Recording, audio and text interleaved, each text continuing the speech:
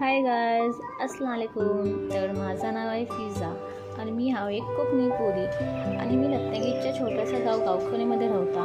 फिलहाल तर आमची लोकेशन जी आहे ती रत्नागिरीचीच आहे, कारण का आम्ही गावखोलीसमोर रत्नागिरीमध्ये राहायला आलो आणि माझं छोटंसं काम होता, कारण का मला टेलर कोर्स जॉईन करायचं होतं आणि त्याची माहिती गावासाठी मी आज जात होतो बाजारात. तर सगळ्यात पहिले तर आम्ही पेट्रोल भरल्याच्या नंतर आम्ही गेलो पुढे, जी आमची लोकेशन होती थंय. कारण का मी आज 2-3 दिवस बाजारात फिरता अशी मी माहिती काढली. तर आज मला एक लोकेशन अशी गावली की तिकडे टेलर कोर्स शिकवतात. तर आम्ही जशी पुढे गेलो ना, तर ही जी लोकेशन आहे ती सनीचर बाजारची आहे. आज जुमेरात होतं म्हणून इकडे जास्त काही भीड नाही होती, जास्त गर्दी नाही होती. लेकिन जेव्हा इकडे सनीचरचं बाजार लागते तेव्हा इतकी इकडे भीड असते, इतकी ट्रॅफिक असते ना की नेक्स्ट लेवलची. आजच्या साईडला बाजार लागते, पण थोडी बहुत दुकानं रस्त्यावरच्या बाहेर पण लागतात, त्यामुळे इकडे मग जास्त भीड असते.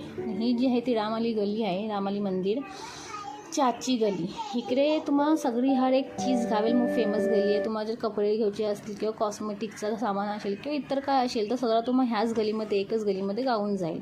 आम्हाला इकडे नाही जायचं होतं, आम्हाला त्याच्या बाजूची गली होती मरकज गली, ते जायचा होता. कारण का मी आज 2-4 दिवस फिरतायचे तर मला असं माहिती पडलं होतं की मरकज जी गली आहे तिकडे आमिना कलेक्शनचं भुडकेचं दुकान आहे, ते कोणतरी टेलर कोर्स शिकवतात करून. तर इकडे मी आजच्या गलीमध्ये जसा एंटर झालो ना, तर तिकडे सगळी दुकानं जी होती ती टेलर लोकांचीच होती.